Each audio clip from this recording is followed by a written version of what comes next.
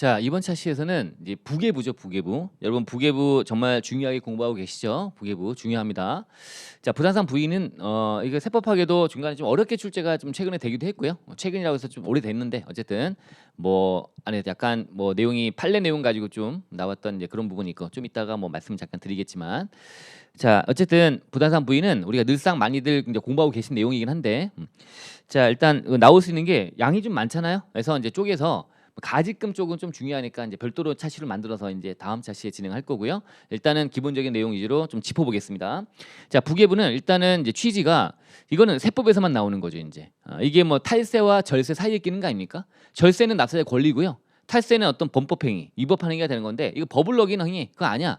아니고 이상한 법 형식을 통해서요. 법의 테두리 아닌데 이상한 형식을 통해 가지고 세금을 회피했을 때 여러분 부계부 하면 따라다니는 거 있죠? 부계부는 실지과세 원칙.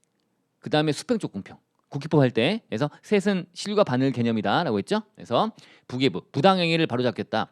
이상한 형식을 취해가서 우리가 형식이 실질과 동일해야 되는데 가장 형식을 취해서 실질을 은폐했을 때 가장 형식으로 그거를 올바른 이제 어떤 형식을 취했을 때 실질대로 해갖고 제대로 과세하겠다. 그래야지 세금 회피 행위를 방지할 수 있는 거 아닙니까? 가장 형식을 통해서 세금을 회피했을 때 그런 의미니까 실지과세 원칙, 조세평등주의 이런 게 따라 나온다는 얘기를 하고 있습니다. 취지 같이 묶어서 다 이제 같이 기술하시면 돼요. 자, 부계부는 일단 요건입니다. 요건 이제 요건. 자, 요건은 뭐 아시죠? 상대방이 누구여야 돼요? 특수관계인. 특수관계인과의 거래일 거. 그죠? 돼 있고 줄거리만 잡을게요. 특수관계인과 거래일 건, 그 다음에 우리 부당행위산 유형에 해당할 것이라고 돼 있는데 이게 열거주의 아니야. 개괄주의라고 그래. 개괄주의. 어쨌든 유형에 해당할 것. 부당행위 계산의 유형에 해당할 것. 자, 그래서 이 특수관계인이 이 부당행위를 통해 가지고 우리 법인한테 손해 끼치고 그자들 이득 보고 하는 거 아닙니까? 그래서 조세의 부당 감소가 발생해야 된대요. 우리는 손해 보는 거니까 해당 우리 법인은 법인세 줄어드는 거야. 우리가 손해 보고 상대방 이득 보는 거야. 그러면 우리의 손해를 인정하지 않아서 우리가 입금산입등해서 세금 더 내게 만들고 제대로 내게 만들고 상대방한테는 가져갔으니까 그자한테는 추가과세 문제가 발생하게 만드는 게 이제 올바른 행위로 바꾸는 것이 부계부 아닙니까? 부당행위를 부인해버리고 올바른 행위를 바꾸는 거 그렇게 생각하시면 돼요. 근데 이게 아무리 특수관계인이라고 하지만 그래도 그렇지 이거 무턱대고 하는 건 좀 문제가 있으니까 4번에 현저한 이익 요건이 등장한 거 아닙니까? 자, 당연히 우리 법인은 거래할 때 특수관계인과 거래하는 것이 빈번합니다. 그죠? 아무래도 뭐 그렇겠죠. 자산을 팔거나 자산 사거나 우리 법인이 자산 살 계획이 있다면 그러면 내부의 정보 그 주주라든가 이런 특수관계인들한테 먼저 물어볼 거 아닙니까? 땅 갖고 있으니까 우리 법인이 필요한 땅인데 좀 파시겠어요? 이렇게 물어볼 거 아닙니까? 그죠? 그렇게 해서 진행할 거 아닙니까? 일반적으로. 그래서 그런 일은 빈번한데 그때마다 무조건 다 하겠다라고 하면 불안해서 하겠냐, 그죠? 그래서 현저한 이익 요건에서 뭐 중요성 기준이라고 돼 있죠. 5% 3억 이런 거 요건 해당할 것이라고 돼 있습니다. 자, 이렇게 보시면 되고 살을 좀 붙여보면 이거 알았죠? 특수관계인과 거래일 것, 부당해산 부인 통해서 부당행위 계산 유형에 해당할 것, 조세 부당 감소, 그다음에 현저한 이익 요건. 물론 현저한 이익 요건은 다 있는 건 아니고 우리가 주로 공부하는 거 위주로 다 고가, 저가 뭐 이런 거 다 있는데 아닌 것도 좀 있죠, 그죠? 현저한 이익 요건이 다 있는 건 아닙니다. 어쨌든 우리가 중요하게 보는 것들은 있습니다. 여기까지가 일단 됐고요. 자, 이때 특수관계인이라고 하는 거는 일단 행위 당시 기준 판단한다는 거, 쌍방관계라는 거. 그다음에 또 소액주주는 제외한다는 거 이런 것도 우리가 많이 보고 있잖아요, 그죠? 그거 하시면 되고 요 개괄주의라는 거 있고요.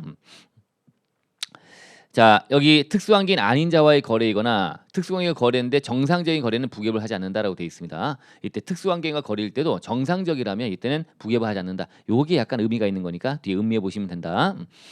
일단 특수관계인이 아니면 안 하겠죠, 그죠? 부계부는 당연히 자 돼 있고 자, 그다음 요건 봤습니다. 요건만 가지고도 이제 뭐 어려운 건 아니잖아요. 정리하는 게 지금 필요한 거지. 이게 뭔지 모르진 않아요, 여러분들이.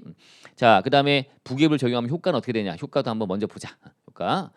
유형이란 것도 보고 뭐 보는 건 뒤에 있으니까 일단 효과 먼저 보자. 그럼 부계부를 적용하게 되면 일단 당연히 실지과세 원칙이 하나야. 그래서 이상한 형식을 취했을 때 그거를 숨어 있는 실질 찾아내서 다시 재설계를 하는 거예요. 올바른 행위로 바꾸는 거지. 그래서 재계산 들어간다는 거죠. 재계산 들어간다고 보시면 됩니다. 자, 보통 이제 손익거래에 해당한다. 자, 우리 부계부의 어떤 유형들은 손익거래도 있고 자본거래도 있습니다. 손익거래, 자본거래는 불공정 증자, 감자, 합병 같은 거 말하는 거지 이제. 자, 어쨌든 이제 해당하면 이제 차익을 이제 조정해서 입금 산입한 다음에 그자한테 추가적인 납세금 발생하게 된다라고 되어 있고요. 또 이거는 상징세법을 준용해서 자본거래는 해서 입금 사입 등에서 사회출을 한다. 이건 이제 불공정 합병진자 감자 떠올리시면 될 거예요. 이런 식으로 이제 하면 된다. 이게 일단 길로 기본적으로 재계산 들어간다. 부당해산 부인하고 우리가 세무조정하는 거지 이제 부계부에 대해서 그거 한다 그 얘기예요. 우리가 열심히 계산 문제 푸는. 자, 그다음에 그 법률 행위 효력은 그럼 부인되는 거냐? 부당 행위를 부인해서 올바른 세금 내는 행위로 돌리면 되는 거죠. 재설계를 하면 되는 거지. 그 어떤 매입을 했다. 고가 매입, 저가 양도 이렇게 해서 비싸게 샀으니까 그 거래는 무효다 이런 게 아니에요. 사법상의 그 거래 행위는 유효합니다. 그 법률 행위는 효과가 인정이 됩니다. 효력이 유지가 됩니다. 사법상의 법률 영향을 미치지 않습니다. 그냥 우리는 과세 소득을 계산하는 과정에서 계산상 세무 조정을 통해서 법인세 똑바로 내고 귀속자한테 추가 과세하는 문제가 발생하게 하면 되는 거지. 그 거래 자체가 이런 사법상의 법률 행위가 달라질 건 없다라고 보시면 돼요. 그다음에 조세 포탈범입니까? 아까도 얘기했지만 포탈, 탈세와 절세 사이에 있는 거야. 탈세 아닙니다. 이게 탈세 아니에요. 그래서 조세 포탈범을 구성하지 않습니다. 자, 우리 탈세나 이런 것들은 또 뭐 제척기간 할 때도 나오는 얘기죠. 제척기간 할 때 사기나 기타 부정행위로 볼 거냐. 이 부계부는 보통 사기나 부정행위로 보지 않습니다. 이런 것들은 우리가 늘상 세무 조정을 하는 거잖아요. 이거는 우리 세무회계와 기업회계와 어떤 차이 아닌 차이. 이 세무 조정을 통해서 파악되는 것들은 세무공무원이 맘만 먹으면 찾을 수 있다고 보는 거야. 그래서 찾기 어려운 정도에 따라 구분하는 제척기간에서도 5년 돼 있습니다. 5년 돼 있습니다. 일반적으로는. 자, 그래서 이게 조세 포탈범의 구성 여부 구성하지 않는다는 거지. 또 사기나 기타 부정행위로 포탈한 걸로 보지도 않아요. 않아요. 그래서 제척기간도 원래 몇 년입니다. 10년 하지 않는다. 5년 적용한다고 되어 있습니다. 근데 여기서 이제 판례가 나온 것도 있죠. 5년 제척기간인데 부계부는 근데 얘가 이 부당행위를 은닉하기 위해서 조작을 하거나 은폐하거나 하기를 수반돼 버린 거야. 이걸 숨기려고 부당행위 계산에 해당되는 걸 숨기려고 악착같이 뭔가 노력을 해서 은닉행위나 이런 부정행위가 수반돼 버리면 그래 버리면 걔는 제척기간이 10년이다라고 하는 것도 있다라고 보시면 돼요. 근데 기본적인 제척기간은 부계부에 대한 제척기간은 5년으로 보시면 됩니다. 5년이다라고 보시면 돼요. 이런 얘기 연결해서 같은 맥락이니까 말씀을 같이 드려본 건데 어쨌든 조세 포탈범 구성하지 않습니다. 조세 포탈범이 아닙니다. 부계부를 한다. 부당행위를 했다고 해서 감옥 가거나 벌금 내거나 하는 거 아니라는 얘기예요. 대응 조정 불인정은 뭐 읽어보시면 됩니다. 소리살 때 나온 얘기고 우리 조정하고 상대방에 대한 대응 조정을 하지 않는다고 되어 있고요. 자, 뭐 이거는 뭐 빼도 돼요. 4번은 자 됐고 효과 세 가지 잘 보시면 되고요. 자 특수환기인. 자 특수환의 범위는 이건 국기법 할 때 나오고 여러 군데 있는데 이 법인세법은 또 법인이기 때문에 특수환기인 여부가 약간 좀 이제 표현이 달리돼 있고 약간 구성이 좀 다르죠. 기본적인 맥락은 거의 비슷한데 그래서 이 법인세법 부계부에서 특수환기인의 범위는 좀 잘 한번 정리해 놓으세요. 들어갈 것들 키. 자 일단 내부에서 찾죠. 법인 내부에서 법인의 경영에 영향력 행사하는 자, 사실상 영향력 행사하는 자와 그 친족. 항상 친족이란 말이 붙어요. 친족 관계.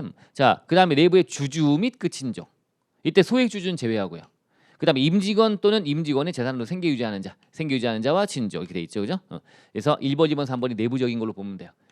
법인 내부의 주주, 임직원, 그다음에 사실상 영향 행사하는 자. 이런 자들 임직원 아니고 주주도 아니지만 영향 행사하는 자가 있다면 그 자다. 이런 자들이 법인하고 장난쳐가지고 소득을 챙기고 법인에 피해를 끼치고 이렇게 할 수 있다는 거지. 자 이렇게 일단 시작하고요. 얘들을 뭐라고 하니까 얘들이 별도 법인 하나 만들어서 우리 법인 A 법인인데 얘들이 모여서 B라는 법인을 또 만들어서 A 법인과 B 법인이 거래하게 해서 얘들이 만든 건 얘들이 이득을 챙겨가는 거지. 그럴 수 있다는 거야. 이게 1차 지배관계. 해당 법인이 직접 또는 이런 자들과 1번부터 3번 법인이 또는 이런 자들과 해서 다른 어떤 법인 하나를 만들어서 그 법인의 경영에 이거죠. 지배적 영향력 행사하는 경우 그 법인 돼 있습니다.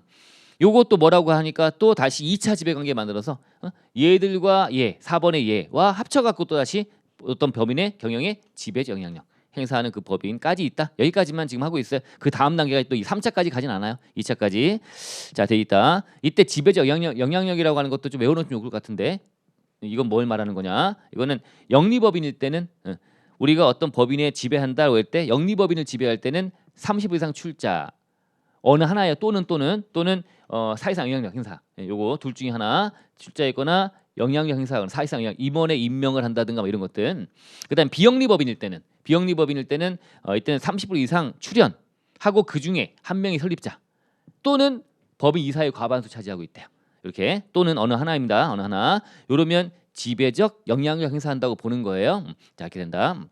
그 다음에 다시 우리 법인에 이제 30일 이상 출자하고 있는 법인 이게 주주죠, 주주. 우리 법인의 주주야. 근데 30% 이상 출자하고 있대. 그 법인에 또 30% 이상 출자하고 있는 법인 또는 개인. 그다음에 대기업 계열사, 그죠? 또 계열사 임직원 이렇게 다 포함해서 한다라고 되어 있습니다. 자, 그래서 일단 이런 것들 이제 우리가 자주 보는 것들이긴 하니까 좀 약간 부담되긴 하지만 어쨌든 특수항해의 범위, 우리 법인세법은 배점이 3점이기 때문에 한 10점짜리 쪼개 갖고 하는 건 충분히 물어볼 수 있어요. 국세기본법에서는 물어보기 힘들다 그랬잖아요. 국기법은 배점 20점밖에 안 되는데 이거 물어봤다가는 뭐 다른 것들 뭐 얹어 갖고 물어볼 뭔가 약간 문제가 너무 빈약해 보인단 말이에요. 근데 법인세법은 배점이 크기 때문에 충분히 또 물어볼 수 있다. 특수항의 범위를 좀 잡는 거 해보자. 할 수 있죠. 1번, 2번, 3번 잘 쓰시고 그다음 4번 1차 지배, 5번 2차 지배, 또 6번 약간 플러스 알파 얹어서 하고 대신에 지배 영향력이라고 하는 건 좀 잘 외워서 여기저기 활용되니까 지배적 영향 국기법으로 나오잖아요. 그죠? 과점주주 얘기하고 할 때 이렇게 보시면 됩니다. 자, 그다음에 부계부는 유형이 어떻게 되느냐? 유형은 예시야 예시. 이게 개괄주의야 개괄주의. 포괄주의 개념이 되는 거죠. 열거주의 아닙니다. 예시 규정이다라고 보시면 돼요.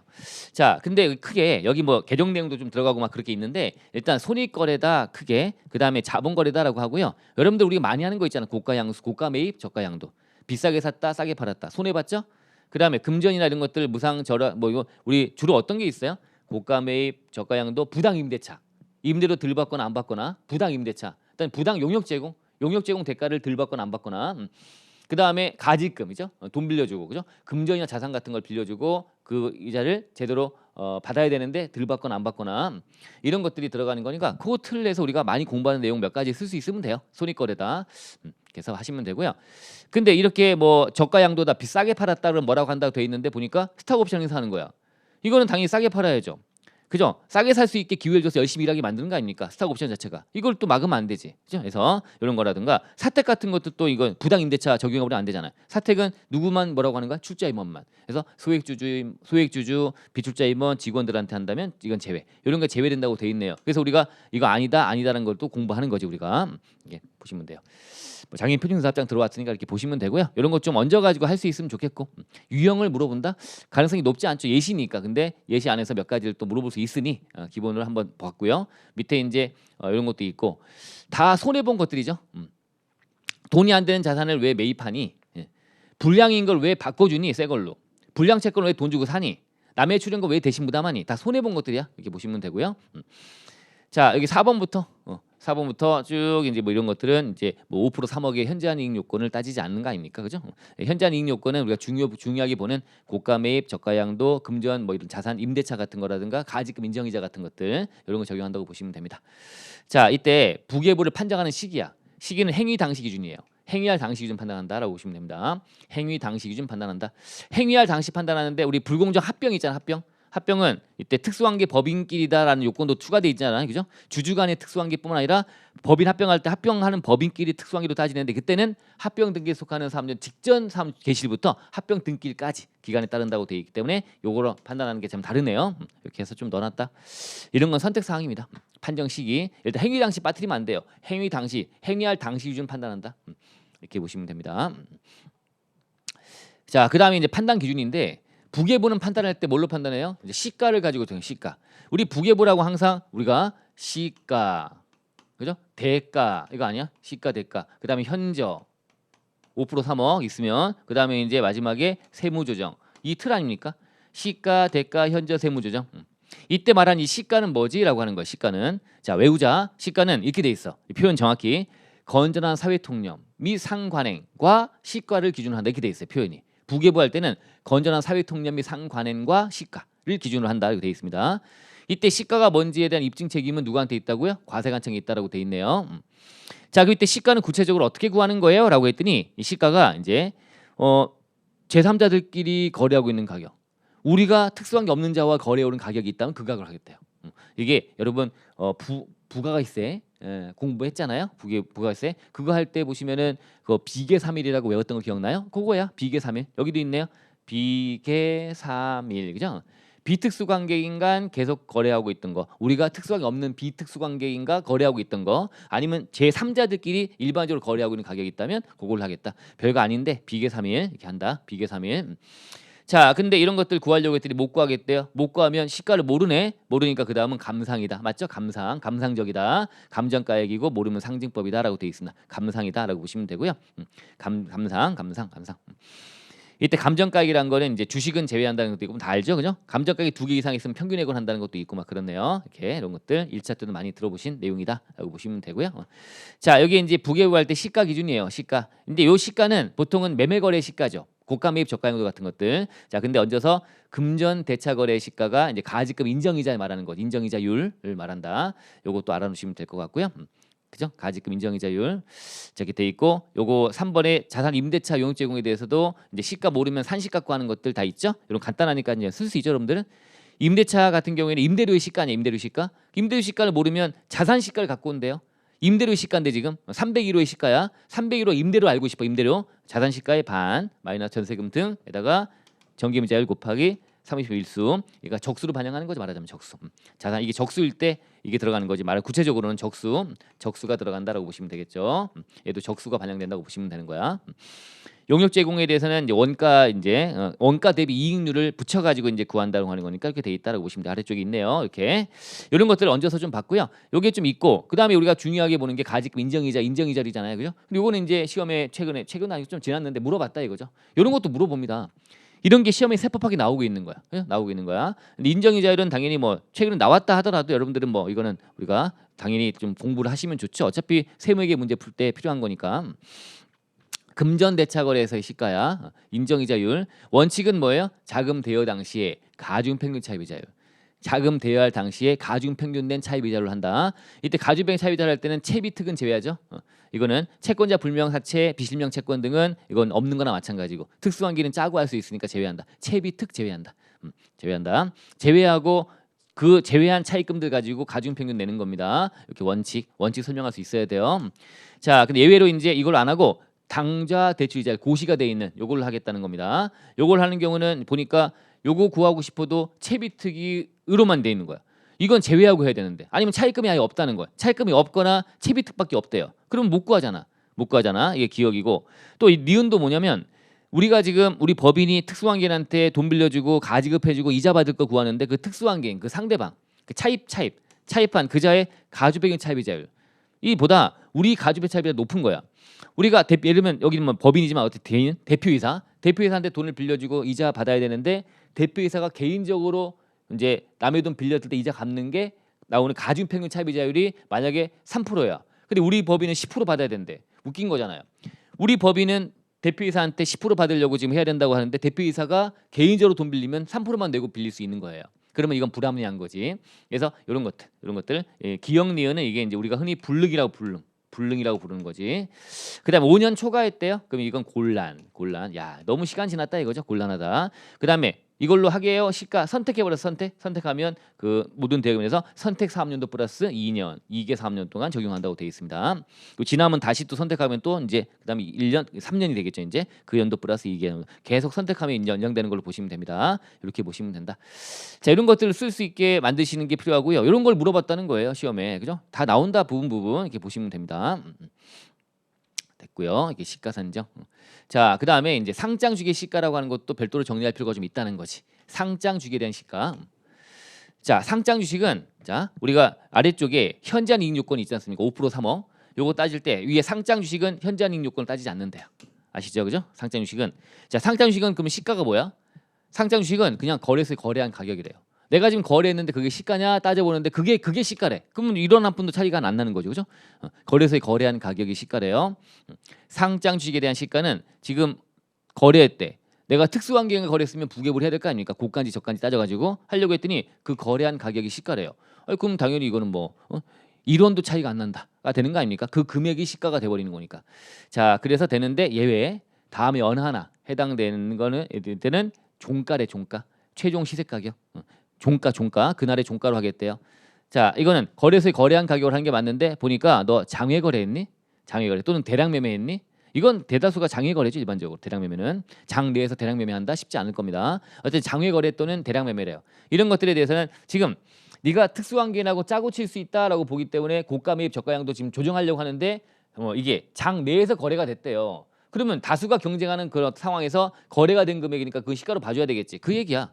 근데 장 마감되고 장 외 거래, 장 외에서 거래했다는 거죠. 대량 매매했다든가 등등은 그때 종가로 하는 걸로 명확하게 해야지만 장난치지 않는다. 종가로 하겠다고 되어 있습니다. 그 다음에 또 할증평가도 나오잖아. 할증평가. 이게 경영권 이전에 수반되는 경우를 말하는 거죠. 경영권 수반돼 버리면 이때는 20% 할증해서 가산한다고 되어 있습니다. 우리 상증세법을 또 준용해 오기 때문에 중소중견기업은 이제 할증하지 않는 거고요. 이제 구체적으로 이제 최대주가 변경됐거나 지분율이 1% 변동이 구체적으로 들어가 있는데 여기까지는 그렇고 경영권 이전에 수반됐다고 보시면 돼. 경영권 이전에 수반됐으면 프리미엄 붙이는 거야. 주식 가치만이 아니라 경영권의 이전까지 했으니까 경영권과 붙여서 판 거나 마찬가지니까 경영권 가치를 20%만큼 업해 갖고 이제 보겠다는 거지. 이렇게 시가 보시면 돼요. 요것도 물어볼 수 있겠죠. 그죠? 상장 주식의 시가. 자, 현재한 이익 요건 말씀드렸고요. 5% 3억이다 말씀드렸고 상장 주식은 이렇게 현재한 이익 요건을 불문하고 1원만 차이 나도 무조건 하겠다. 근데 일반적으로는 이런 예외적인 상황 아니면 거래한 가격이 시가니까 1원 차이가 안 나니까 당연히 적용하지 않겠지. 근데 이렇게 돼 버리면 적용이 되겠네요. 그래서 상장 주식에 대한 시가랑 연결해서 보시면 되고요. 결과적인 세무 조정 어떻게 하는 거예요? 당연히 시가 대가 현재 세무 조정 써놨네요. 시가 대가 현재 세무 조정 시가 쓰고요. 요때 시가 외우자 이제 결론이네. 건전한 사회통념 및 상관행 및 시가라고 돼 있죠. 그때 시가 뭘로 할 건지에 대해서 우리가 여러 가지 비계삼일 하면서 봤던 거죠. 비계삼일. 자, 이렇게 하면서 외우시면 되고 그 다음에 이제 대가 이제 적어 놓으시면 주어진 대로 하시면 되고 현재한 이익 요건 따져가지고 만족했다면 그 다음에 세무조정할 때 그 차이 나서 입금 산입한 다음에 그자한테 처분하면 된다라고 돼 있습니다. 이렇게 보시면 됩니다.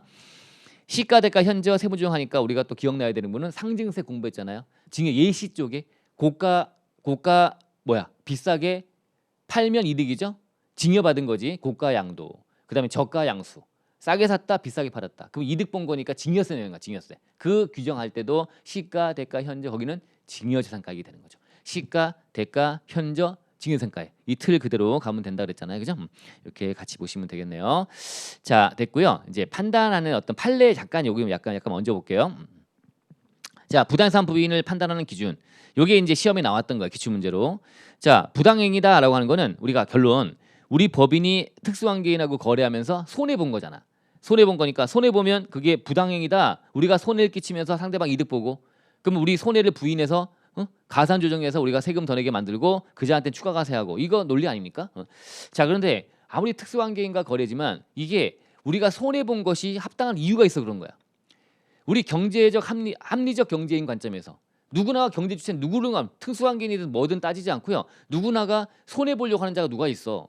합리적으로 다들 손해 보지 않으려고 노력하는 거지. 그러나 일부 손해를 감수하는 경우도 있어요. 내가 어떤 이유 때문에, 즉 합리적 이유 때문에 손해를 감수했는데 결과적으로 특수관계인과의 거래는 맞지만 그 특수관계인과의 거래가 뭔가 손해 본 건 맞아도 그게 손해 보는 게 합당한 이유가 있는 거야. 그런 경우는 하지 않는 거예요. 그게 포인트가 됐던 거야. 그러니까 특수관계는 무조건 부기업한다는 생각하면 안 된다는 얘기예요. 그게 나왔다. 판례가 있어서. 그래서 부계부의 판단은 일단 조세 부당 감소가 있는지 등의 여부를 따지고 하는 게 맞는데 이때 중요한 거 경제 합리성의 유무를 따지는 거예요. 즉 합리적 경제인 관점에서. 그래서 거래 재반 사정을 다 고려해 보래요. 건전한 사회통념이 상관행이라는 말 나오잖아요. 그죠? 이거 비추어 봤을 때 이게 이 사회통념이나 상관행적으로 비추어 봤을 때 이게 경제 합리성을 잃은 비정상적인 것에 하나에만 적용한다. 합리적인 어떤 이유가 있었어. 그러면 특수관계인한테 우리가 손해를 봤다 하더라도 그 이유가 있었어. 그런 경우라면 그죠? 그러면 이때는 적용하지 않는 게 맞다. 그래서 합리성을 잃은 비정상적인 것에 한해서만 부기업하는 게 맞다는 겁니다. 요게 좀 봐놓으시면 좋겠다. 이렇게 보시면 되고요. 자, 그래서 동그라미 2번에 보시면 판단에 집어넣어 보면 그죠? 당사자 간의 세금의 목적이 있는지 손실 여부 등을 불문하고 보세요. 사회통념이나 상관행에 비추어 볼 때 합리적인 경제인이 취할 정상적인 거래를 볼 수 없어. 정상적인 거래를 볼 수 없어 조세 부담을 부당 감소시킨 것으로 인정되면 족하다라고 돼 있네요. 이게 인정돼야 되는 거야. 정상적인 거래를 볼 수 없어. 이게 이거랑 반대가 되는 거죠. 그러니까 말하자면 합리적인 합리성을 잃은 거죠. 잃은 비용 이거에 대한 거죠. 볼 수 없는 게 정상적인 거래를 볼 수 없대. 누구나가 볼 때 건전한 사회통념이나 상관행에 비춰봤을 때 정상적인 거래를 볼 수 없는 그런 상황이 됐을 때 이때는 족하다라고 돼 있네. 그러면 적용한다고 돼 있습니다. 이렇게 보시면 되겠네요. 그 다음에 이제 사례가 좀 있는 부분이 이제 2번이에요. 2번 계약 시기와 양도 시기가 다른 경우. 자, 고가 매입 저가 양도 뭐 이런 거야. 매매거래인데 우리가 부계부인지 아닌지를 판단할 때는요. 언제 기준 판단하는 게 맞을까요? 우리가 거래란 거는 당연히 계약금, 중도금, 잔금 내리고 이제 거래가 이루어질 텐데 계약할 때부터 뭔가 금액을 정하는 거니까 이때 기준으로 특수관계인 여부 따지고 등해서 부당행위인지 아닌지 따져서 이때 기준 하는 게 맞지 않겠습니까? 대금을 확정짓는 거래 당시, 계약 당시 부당행위인지 아닌지는 계약할 때 기준 판단하는 게 맞을 거야. 근데 결과적으로 이제 전체가 어떻게 진행되고 하는 것들은 뭐 계약금, 중도금, 잔금 치르면서 소유권 등기하고 넘어간다면 요때 기준으로 어떤 금액을 계산해 가지고 전체 부당해상 부분 계산에 들어가. 계산해서 조정하는 거는, 계산하는 거는, 이 부당이제 판단하는 거는 언제로 하는 게 맞아요? 계약 시 판단하는 게 맞고요. 판단은 부당인지 아닌지 판단하는 거는 그게 맞다면 적용하는데 이때 들어가서 금액적으로 계산해보고 하는 것들은 당연히 양도시 기준으로 하는 게 맞겠지. 양도시 기준으로 하는 게 맞겠지. 자, 이런 것도 좀 고민해 보는 겁니다. 이런 것도 있구나. 이렇게 보시면 됩니다. 우리 아까 얘기했던 거네. 제척 기간은 원래 5년인데 자, 은폐나 이런 게 있어 버려서 부계부를 숨기려고 그래 버리면 10년 되는 거예요. 일반적인 부계부는 이건 포탈행위 아닙니다. 탈세 아닙니다. 중간에 끼는 특이한 거야. 이렇게 돼 있다라고 보시면 되고요. 비상적인 평가에 대한 건 좀 약간 얹어놓은 거니까 이렇게 보시면 되겠네요. 그죠? 그리고 밑에 판례들 좀 더 있는데 이런 것들은 이제 참고 삼아 좀 넣어놓은 거니까 이렇게 보시면 되고요. 아셨죠? 좀 상당히 많은 내용을 봤습니다. 이 내용들을 잘 정리하세요. 부계부는 상당히 중요하기 때문에 강조를 좀 했습니다. 자, 이걸로 끝나는 게 아니고 우리 다음 샷에 이어서 이제 가지금에 대한 것만 가지고 좀 내용을 좀 더 보는 시간을 가져보겠습니다. 이번 샷 이렇게 마치겠습니다.